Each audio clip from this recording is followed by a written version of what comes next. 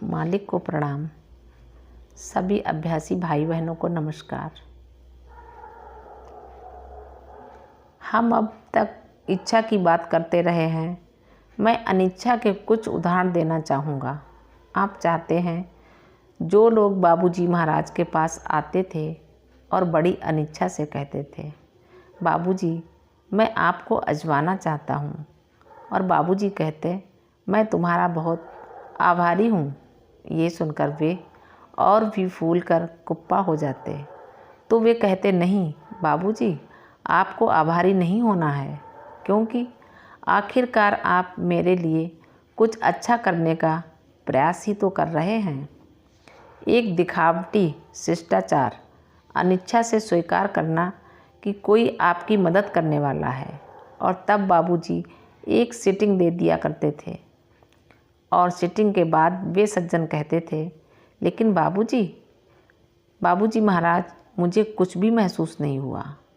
हाँ, मैं तुम्हें बता रहा हूँ कि यह मेरी गलती है, किंतु तुम जानते हो, यदि मैंने ज़्यादा किया होता तो ये तुम्हारे लिए अच्छा नहीं होता।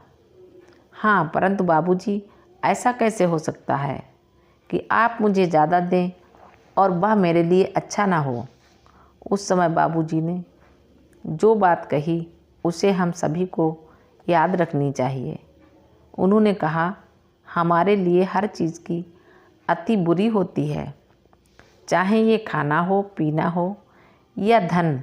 ईश्वर हमें पर्याप्त देता है और हमें अधिक की मांग नहीं करनी चाहिए, क्योंकि ये लालच है, जबकि लोग और अधिक मांगने के आदी होते हैं। हम तुम्हें बताते हैं, ये लोभ है। आध्यात्मिकता में कोई लोभ नहीं होना चाहिए। वहाँ केवल विकास की लालसा होनी चाहिए, तीव्र इच्छा होनी चाहिए, प्रेम होना चाहिए। एक व्यक्ति ने पूछा, बाबूजी महाराज, अत्यधिक प्रेम के बारे में आपका क्या ख्याल है? वे बोले, मैं तुम्हें बताता हूँ, प्रेम की अति नहीं हो सकती। ये प्रेम संपूर्ण ब्रह्मांड को समेट सकता है, फिर भी इसकी अति नहीं होती। प्रेम एक ऐसी चीज़ है जिसे तुम दे सकते हो और ये तुम्हारे पास वापस आ जाता है। और वे विस्तार से समझाते रहे। एक नियम है जो बताता है, जो भी विचार तुम प्रसारित करोगे वही तुम्हारे पास वापस आएगा। आप अच्छे विचार प्रसारित करते हैं, वे आपके पास वापस आ जाते हैं। आप बुरे विचार प्रसारित करते हैं, वे भी वापस आपके पास आ जाते हैं। अक्सर हम सोचते हैं कि इसे कोई और कर रहा है, किंतु ये हमारी अपनी करनी है।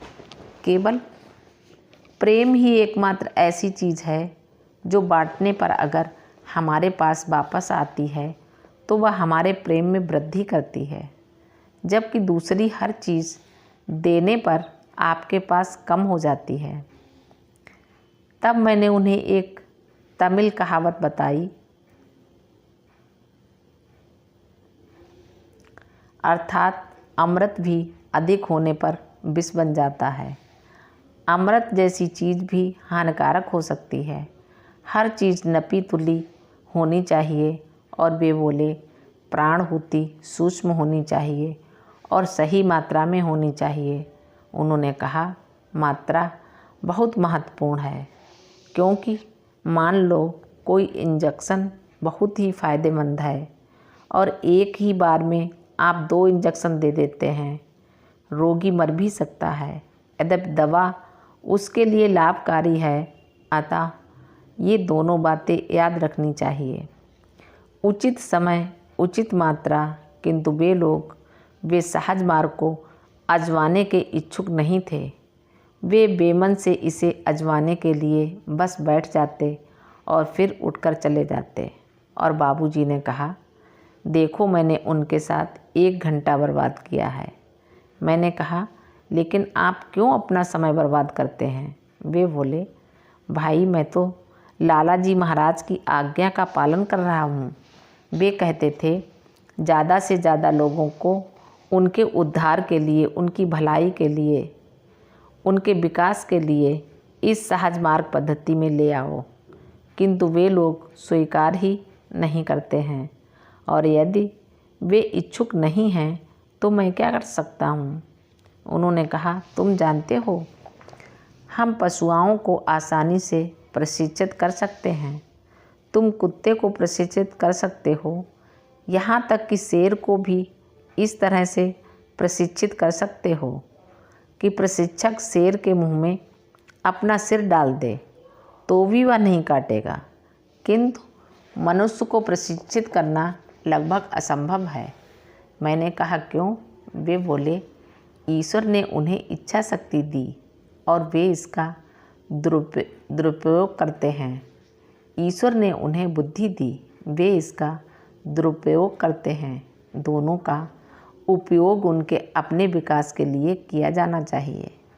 आपके लिए अच्छा क्या है ये जानने के लिए बुद्धि प्रदान की गई और उसे अपनी भलाई के लिए इस्तेमाल करने योग्य बनाने के लिए इच्छा शक्ति दोनों का दुरुपयोग किया जाता है। मैंने कहा, बाबूजी, क्या आपको ऐसा लगता कि ईश्वर ने मनुष्य को बुद्धि और इच्छा शक्ति देकर गलती कर दी है? ऐसा प्रतीत होता है कि पशु पक्षी अपना जीवन ज़्यादा अच्छी तरह बिता लेते हैं। वे बोले, एक तरह से तुम्हारी बात ठीक है, किंतु पार्थसारथी, याद रखो, ईश्वर कभी गलती नहीं करता, क्योंकि यदि उसने न दिया होता तो जिन थोड़े बहुत लोगों को प्राप्ति हुई है उन्हें भी नहीं हुई होती। इसीलिए हम यहाँ लाखों में एक, करोड़ों में एक गिनते हैं, 10 में एक नहीं। मैंने कहा, बाबूजी, यही कारण है कि इतने लोग मिशन में आते हैं और छोड़कर चले जाते हैं। उन्होंने कहा, हाँ, क्योंकि वे तत्कालिक परिणाम की अपेक्षा करते हैं।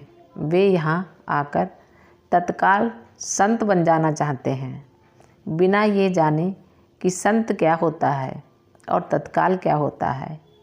यदि वे किसी काम को ठीक ढंग से नहीं करते हैं तो उनके लिए एक क्षण एक युग जितना लंबा हो सकता है, और जो व्यक्ति इसे ठीक तरह से करता है उसके लिए युग भी एक क्षण हो सकता है, तथा उस एक क्षण में वह समय से परे चले जाता है। तो देखिए इच्छा कितनी महत्वपूर्ण है। और दूसरी ओर मजाक करते हुए अब मैं अनिच्छा के विषय में अलग ढंग से बात करूंगा कि जब हम शाम को बाबूजी महाराज के साथ बैठते थे, हर शाम मालिन आंगन में लगी ईंटों पर पानी डाला करती थी और उसकी कुर्सी, उनका हुक्का तथा 3 कुर्सियाँ यहाँ लाती थी। यहाँ 3 कुर्सियाँ और सामने एक चारपाई, और हम सभी बैठ जाया करते थे। मैं उनकी तरफ मुँह करके चारपाई पे बैठता था और 6 बजते थे, 6:30, 7, 7:30।